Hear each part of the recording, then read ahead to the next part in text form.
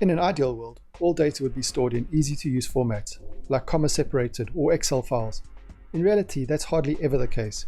Instead, a lot of the data you'll want to work with as a data journalist is likely to be available only as a PDF, and PDFs often make it very difficult to extract the data in a usable format.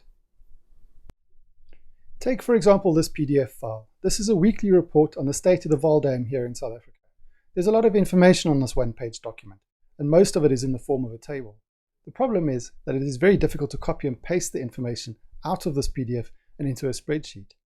As a data journalist, dealing with the PDFs is one of the things that you'll most often have to do, so finding a reliable way of extracting data from PDFs is a key skill.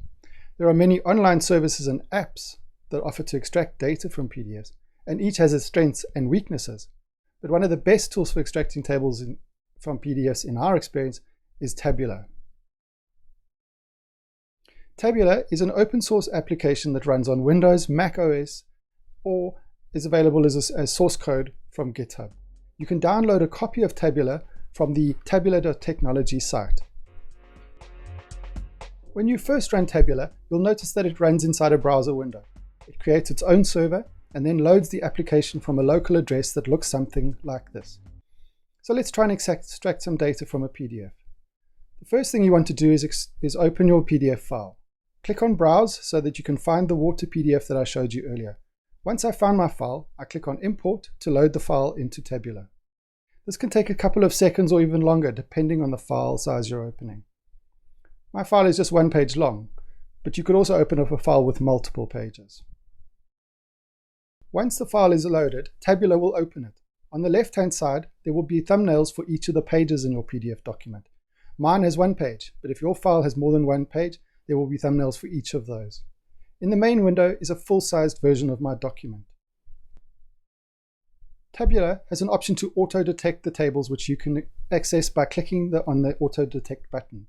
If we click on this, we can see that Tabula detects 2 tables, although that top table looks a lot more like 2 tables in itself, which may cause some problems during extraction. Generally, I prefer to manually select the tables I want in a PDF to avoid getting information I don't want. So let's remove the auto selections and redo the selection manually. I want to extract the data from just the top table, so I click and drag around the information I want to collect. Once my data is highlighted, I can click on the preview button to see if my data was correctly identified. This can take a couple of seconds depending on the size of your file.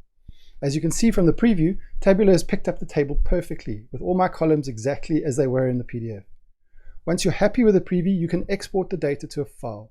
There are a number of export options, but in most cases, the comma-separated values, or CSV, is the one that you're most likely to use. Select CSV and click Export.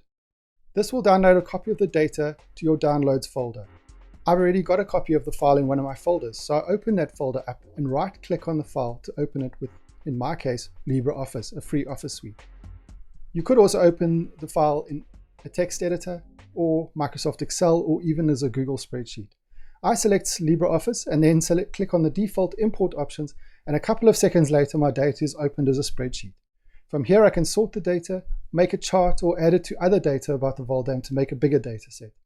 Okay, so that's Tabula, one of the easiest tools to use when it comes to extracting data from PDFs. This was a fairly simple example of using Tabula, but there are a lot more things that Tabula can do, including extracting tables across multiple pages, which is really useful. We'll look at how to do that in the second part of the series on Tabula.